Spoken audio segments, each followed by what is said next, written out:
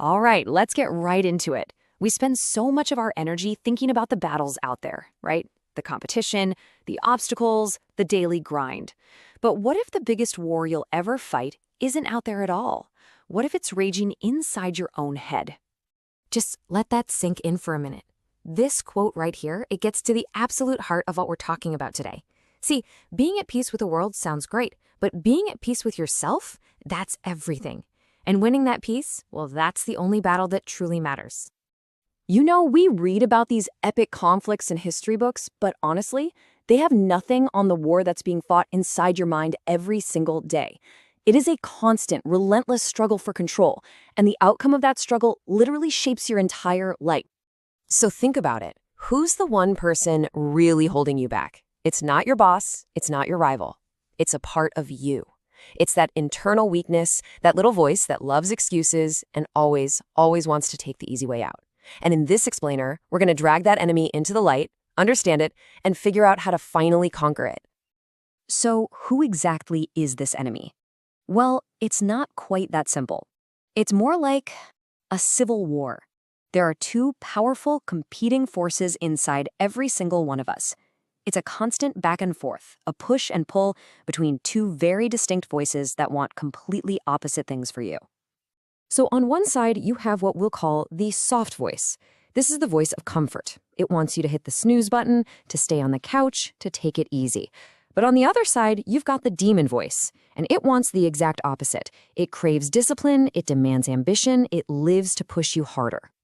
Let's get to know this soft voice a little better, because it's sneaky. It sounds so reasonable, doesn't it? It sounds like it's just looking out for you. It's the one that whispers things like, come on, you're tired, you deserve a break. Or, you can just start tomorrow.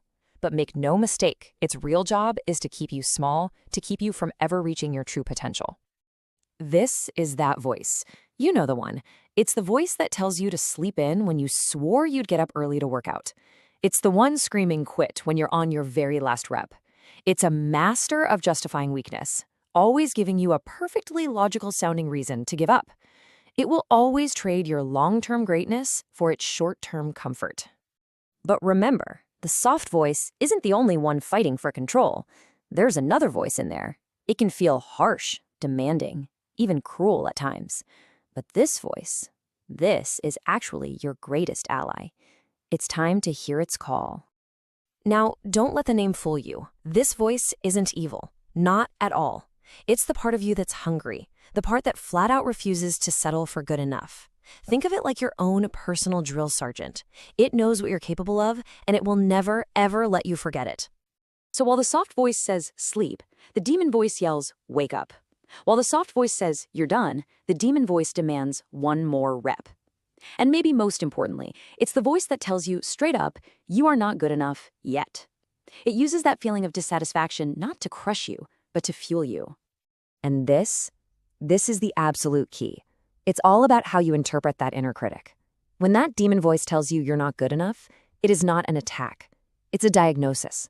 It's a command telling you exactly where you need to improve. The trick isn't to fight it. It's to agree with it and say, you're right. Now let's get to work. Which brings us right to the heart of it all. Okay, so now you understand these two voices. That's the first step. But what you do with that knowledge, that's what changes everything. Because this isn't a war you win just one time and then it's over. Victory is decided every single day. The second your alarm goes off, the battle begins. So how do you win? You act. The moment that soft voice starts its negotiation, just 5 more minutes, you have to move. Physically. Throw the covers off. Put your feet on the floor before your brain can even start the debate. That simple action, that's a vote. In every single one of those moments, you are the judge, and your actions cast the deciding vote. And really, that's the only question that matters. It isn't about who you were yesterday or who you hope to be tomorrow. It's about the choice you're making right now, in this moment. Which army gets your support today? The one that leads to comfort and ultimately regret, or the one that leads to discipline and victory? The choice is always yours.